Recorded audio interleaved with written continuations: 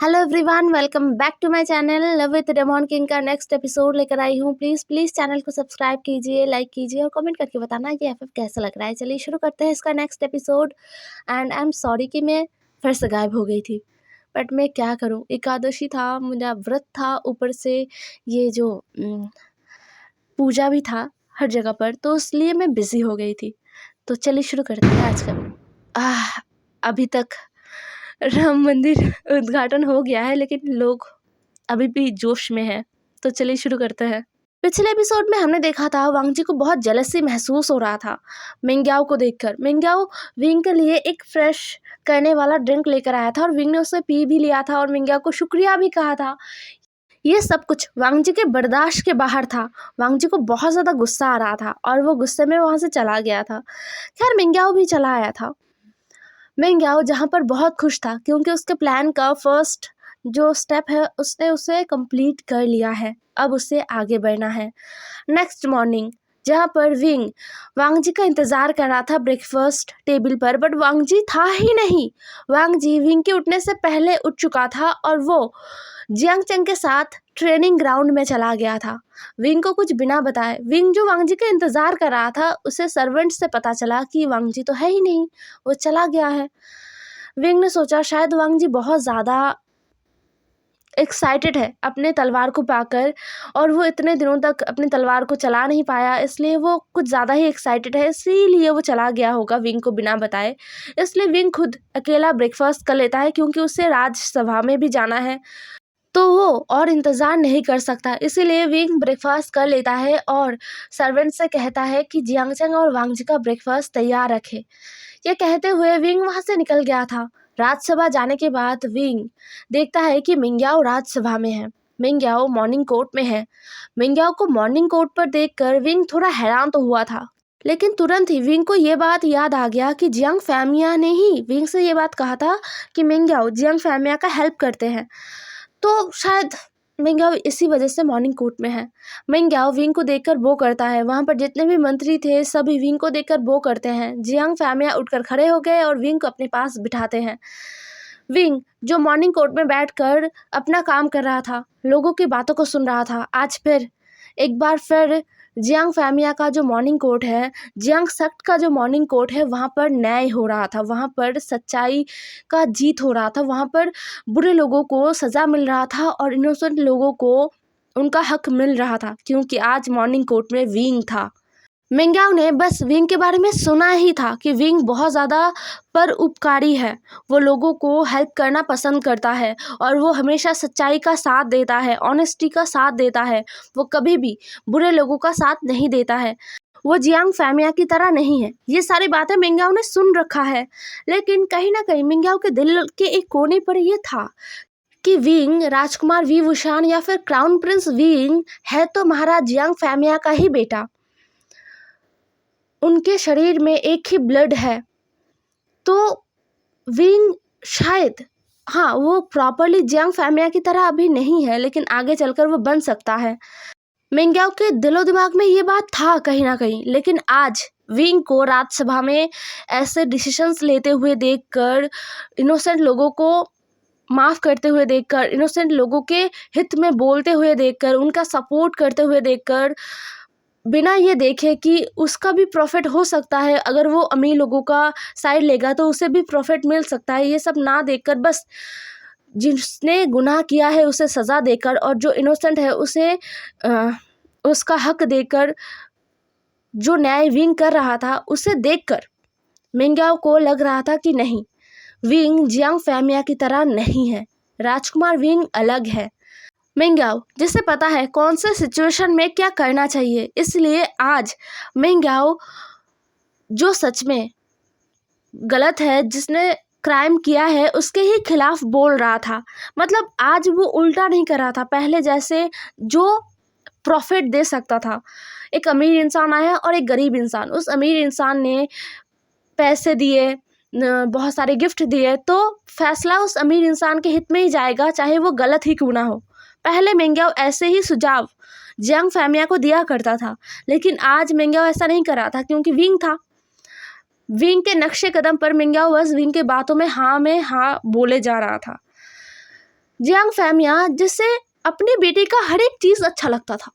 हाँ, वो चाहे कितने भी बुरे क्यों ना हो, कितने भी लालची क्यों ना हो, लेकिन अगर विंग कोई डिसीजन ले रहा है तो वो पूरा सपोर्ट करते थे। ये चीज़ भी मिंग याओ नोटिस कर रहा था। खैर, सभा खत्म हो गया था। सभा खत्म होने के बाद जियांग फैमिया, मिंग याओ और विंग एक साथ जियांग फैमिया के प्राइवेट स्टडी रूम में चले गए थे। कुछ डिस्कस करना था जियांग फैमिया को, इसलिए जियांग फैमिया ने विंग को बुलाया था और मिंगयाओ को भी। मिंगयाओ जियांग फैमिया के साथ साथ रहता था। जियांग फैमिया मिंगयाओ पर ट्रस्ट करने लग गए थे। तो उस स्टडी रूम में विंग और जियांग फैमिया आमने सामने बैठे हुए थे और मिंगयाओ उनसे थोड़ा दूर खड़ा था। विंग ने मिंगयाओ को देखा और बोला, मिंगयाओ आप भी बैठ जाइए। मिंगयाओ ने कहा, नहीं नहीं क्राउन प्रिंस, मैं ठीक हूँ। जियांग फैमिया कहते हैं, मिंगयाओ तुम विंग के कॉन्क्यूपाइन हो, अगर विंग तुमसे कुछ करने के कह रहा है तो तुम्हें वो करना चाहिए, बैठ जाओ। मिंगयाओ वो सुनकर तुरंत ही बैठ गया था। फिर जियांग फैमिया विंग से बातें करने लगे। जियांग फैमिया विंग के राज्याभिषेक के लिए जो चीज़ें वो करने वाले थे ना, वही डिस्कस कर रहे थे कि क्या होने वाला है, कितने लोग आने वाले हैं, कौन कौन से क्लैंस को स्पेशली इनविटेशन मिलना चाहिए, इन सारी चीज़ों को डिस्कस कर रहे थे। यहाँ पर वो विंग का राय नहीं ले रहे थे, विंग के पसंद नापसंद के बारे में नहीं जान रहे थे। वो बस यहाँ पर विंग को बता रहे थे कि उन्होंने ये सारी चीज़ें डिसाइड किया है, कौन से लोगों को इनवाइट करना है, कैसे इनवाइट करना है, ये सब कुछ वो विंग को बता रहे थे कि मैंने ये सब कुछ डिसाइड कर लिया है, मुझे ये सब कुछ अच्छा लगा, अब तुम देख लो कि यहाँ पर कौन सा चीज़ तुम्हें पसंद नहीं आ रहा। विंग कभी भी अपने फादर के डिसीजन को डिसएग्री नहीं करता है, इसलिए उसने कहा, ठीक है, आपको जो अच्छा लगे, जैसे अच्छा लगे आप कर सकते हो, आपको मुझसे पूछने का ज़रूरत नहीं है फादर। जियांग फैमिया ने विंग के हाथ पर अपना हाथ रखा और बोला, मुझे पता है तुम मेरे डिसीजन को कभी भी डिसएग्री नहीं करते हो, और तुम्हें भी पता है कि मैं हर एक काम तुम्हारे भलाई के लिए करता हूँ, तुम्हारे आगे बढ़ने का सोच कर करता हूँ, तुम्हें आगे जाके प्रॉफिट हो, वो काम मैं अभी से करना चाहता हूँ। मैं तुम्हें इस पूरे कल्टीवेशन वर्ल्ड का किंग बनाना चाहता हूँ। तुम बनोगे ना विंग, मेरे सपनों को पूरा करोगे ना तुम? विंग ने कहा, हाँ ज़रूर, मैं आपका सपनों को ज़रूर पूरा करूँगा, मैं वादा करता हूँ। जियांग फैमिया ने कहा, मुझे पता है तुम करोगे, तुम में ही हिम्मत है, इस पूरे कल्टीवेशन वर्ल्ड में तुम्हारे टक्कर का कोई नहीं है और ना ही कोई बन पाएगा। लेकिन एक चीज़ है जो मैं तुमसे डिस्कस करना चाहता हूँ। विंग ने कहा, क्या?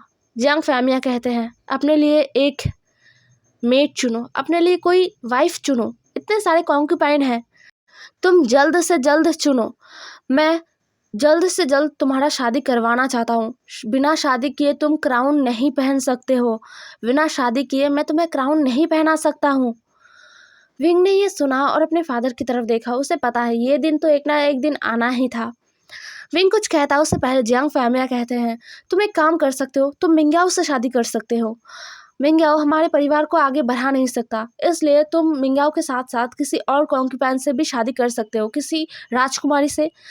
मिंगयाओ ये सुनकर बहुत ज़्यादा खुश हो गया था, उसका प्लान सक्सेसफुल हो रहा है। इतने दिनों तक वो जियांग फैमिया के कानों में जो घोल रहा था वो आज जाके सक्सेसफुल हुआ है।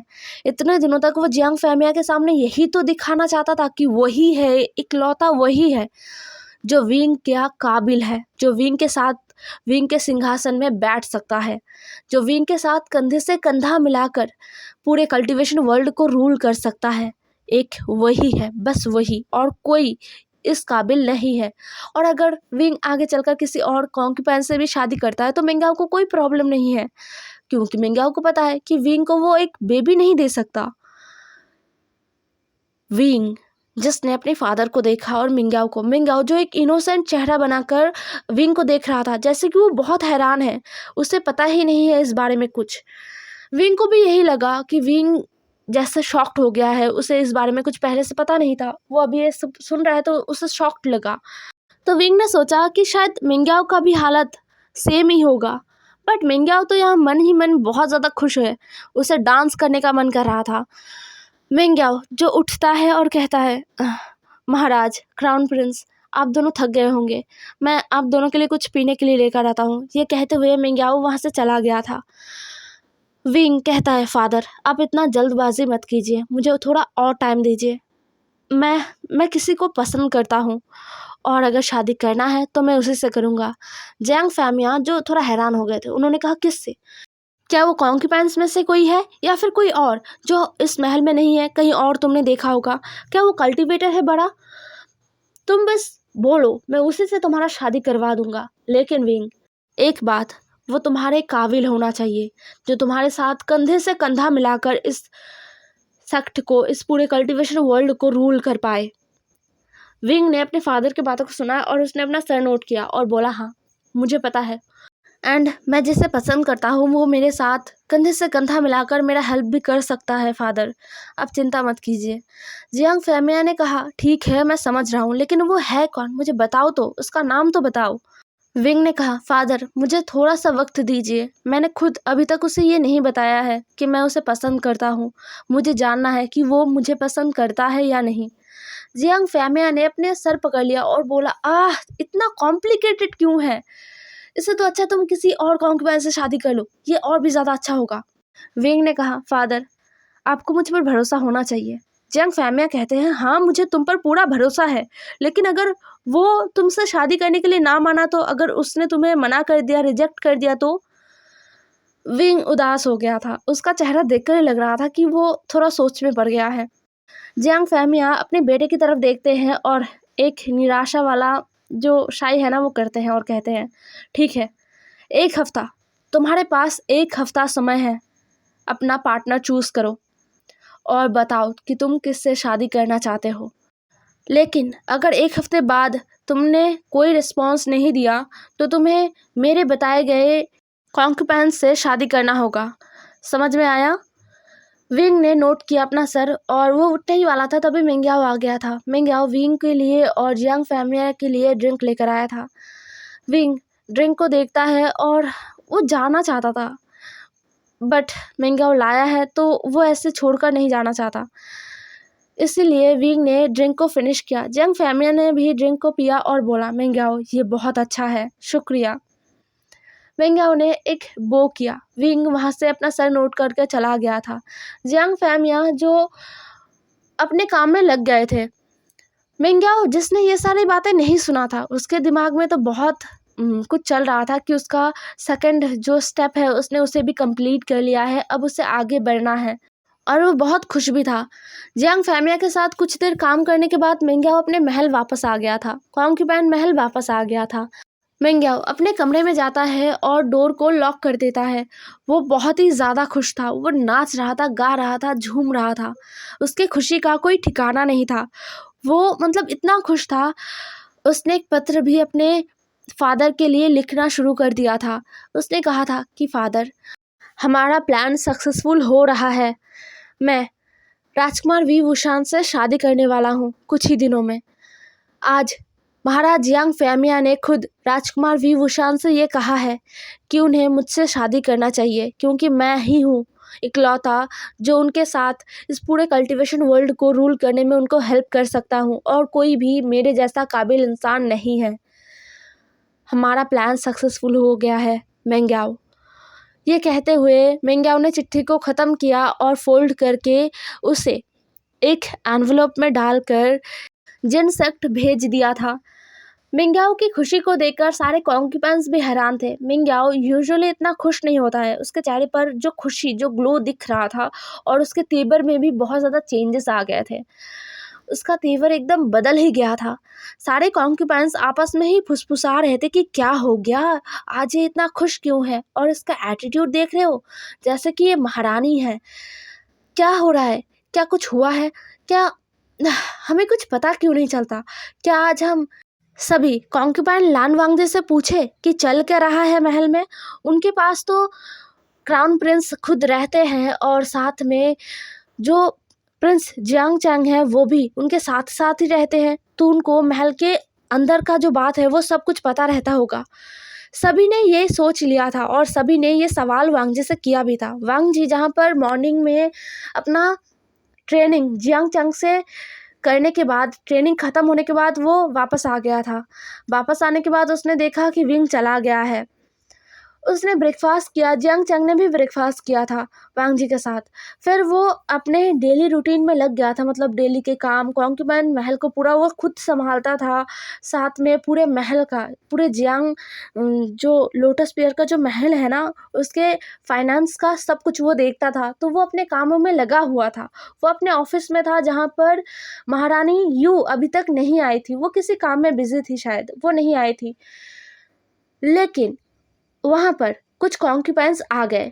कॉन्क्यूपाइंस सभी वांग जी को वो करते हैं और कहते हैं, कॉन्क्यूपाइन लैंड, हम आपसे पूछना चाहते थे कि क्या हो रहा है।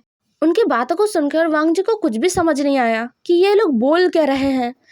तभी एक कॉन्क्यूपाइन समझाते हुए कहता है, राजकुमार लैंड, क्या महल में कुछ हो रहा है?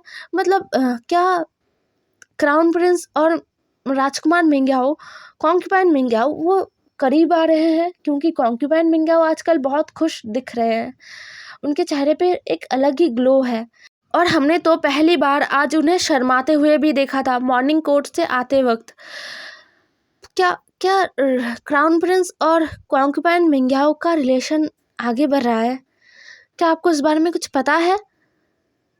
वांग जी ने यह सुना और उसे इतना गुस्सा आया ना, वो अपने मुट्ठियों को कस लेता है और कहता है, आप लोग अपने अपने काम में क्यों नहीं जाते? मुझे इस बारे में कुछ नहीं पता। अगर आप लोगों को इतना ही जिज्ञासा है तो आप लोग जाके कॉन्क्यूपाइन मिंग्याओ से या फिर क्राउन प्रिंस से पूछ क्यों नहीं लेते? अब सभी क्राउन प्रिंस विंग के कॉन्क्यूपाइंस है, तो आप सभी का सवाल का जवाब क्राउन प्रिंस ज़रूर देंगे। ये सुनकर ना सारे कॉन्क्यूपाइंस एक दूसरे की तरफ देख रहे थे और सर झुकाकर वहाँ से आ गए थे। दूसरी तरफ महारानी यू, जिन्हें बहुत गुस्सा आ रहा था, उन्हें पता चल गया था कि जियांग फैमिया ने विंग से क्या कहा है। उन्हें बहुत गुस्सा आ रहा था। वो अपने गुस्से को कंट्रोल नहीं कर पा रहे थे, क्योंकि उन्हें पता है कि मिंग्याओ सही इंसान नहीं है। वो बिल्कुल भी जियांग सेक्ट के लिए या फिर विंग के लिए सही इंसान नहीं है। लेकिन जियांग फैमिया से इस बारे में बात करना एकदम फालतू है। जियांग फैमिया कभी नहीं समझेंगे। इसलिए वो विंग के पास गए थे, विंग से इस बारे में बात कर रहे थे। विंग, जो अपनी मदर को देखकर थोड़ा हैरान तो हुआ था, लेकिन अपनी मदर के सवालों को सुनकर वो चुप हो गया था। महारानी यू कहती है, विंग, तुम वांग जी से प्यार करते हो, तुम्हें वांग जी पसंद है, तो तुमने अपने फादर को ये कहा क्यों नहीं? विंग अपना सर झुकाकर खड़ा था। महारानी यू कहती है, विंग, जवाब दो। महारानी यू ने विंग से चिल्लाकर कहा, क्योंकि उन्हें गुस्सा आ रहा था। विंग ने कहा, मदर, मुझे नहीं पता कि मैं वांग जी से प्यार करता हूँ या नहीं, लेकिन वांग जी को मैं पसंद करता हूँ, इतना मुझे पता है। लेकिन मुझे ये नहीं पता कि वांग जी भी मुझे उस तरीके से पसंद करता है या नहीं। यहाँ पर जितने भी कॉन्क्यूपाइंस आए हैं, सब अपनी मर्जी से नहीं आए हैं। इनमें से कुछ ही लोग हैं जो अपनी मर्जी से यहाँ पर आए हैं, और बाकी सभी ज़बरदस्ती अपने क्लैन के सेफ्टी के लिए अपनी खुशियों को जलाकर ये सभी इस महल में हैं। क्या पता वांग जी भी उन्हीं लोगों में से एक है। वांग जी को भी शायद यहाँ पर नहीं आना था। उसे भी शायद अपनी क्लैन के मजबूरी को समझते हुए, अपने क्लैन के सेफ्टी को, अपने क्लैन के लोगों को बचाने के लिए भेजा गया है। उसे भी शायद अपनी खुशियों को छोड़कर आना पड़ा हो। अगर ऐसा हुआ है तो वांग जी क्या कभी मुझसे प्यार कर पाएगा? क्या वांग जी कभी भी मेरे साथ उस तरीके से रह पाएगा? मुझे ये पता भी नहीं है कि वांग जी को मैं पसंद हूँ या नहीं। तो मैं कैसे फादर से ये कह देता कि मैं वांग जी से प्यार करता हूँ या फिर वांग जी को मैं पसंद करता हूँ, उसी से शादी करना चाहता हूँ। मुझे पहले वांग जी से बात करना है इस बारे में। मुझे पहले उसका राय जानना है, क्या वो मुझसे शादी करना चाहता है या नहीं। फिर जाके मैं फादर को कुछ कहूँगा। ये कहते हुए विंग अपनी मदर को बो करते हुए वहाँ से चला गया था। महारानी यू अपने बेटे को जाते हुए देख रहे थे। हाँ, महारानी यू बोलना तो चाहते थे कि वांग जी भी तुम्हें पसंद करता है, लेकिन उन्होंने ये नहीं कहा। विंग ने जब कहा कि वो खुद बात करेगा, तो महारानी यू को लगा कि उन्हें अभी विंग को ये बात नहीं बोलना चाहिए। अगर विंग और वांग जी आपस में बात करते हैं इस बारे में, तो ज़रूर वांग जी अपने दिल के बात को बताएगा विंग के सामने, और विंग भी बताएगा। तो महारानी यू को बताने की ज़रूरत नहीं है। महारानी यू, जो अब विंग से मिलने के बाद बात करने के बाद अपने सभा में आया था, जहाँ पर महारानी यू अपना सारा काम करते हैं, पूरे महल के अंदर का जो महल है ना उसे कंट्रोल करते हैं। वहाँ पर आने के बाद उन्होंने देखा कि वांग जी अपने जगह पर है और वो काम कर रहा है, वो चुपचाप काम कर रहा है। महारानी यू को देखकर वांग जी उठकर खड़ा हुआ और वो किया। महारानी यू ने भी वांग जी के वो को देखा और अपना सर नोट किया, फिर वो अपनी जगह पर बैठ गए।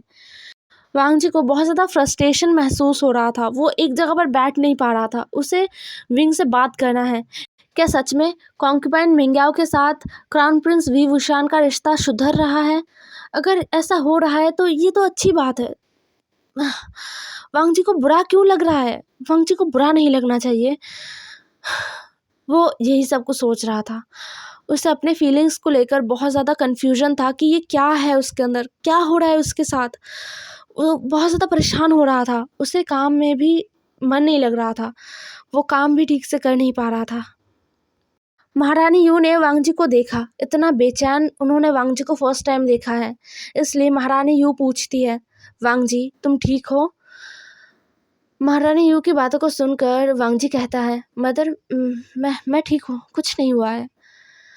महारानी यू कहती है, वांग जी तुम ठीक नहीं लग रहे हो, चलो और काम नहीं करना, आज और काम करने की ज़रूरत नहीं है, जाओ महल लौट जाओ और जाके आराम करो। वांग जी जाना नहीं चाहता था, लेकिन महारानी यू ने वांग जी को ज़बरदस्ती भेजा, इसलिए वांग जी को जाना पड़ा। है एवरीवन, आज का एपिसोड यहीं पर ख़त्म होता है। देखते हैं कि आगे क्या होता है।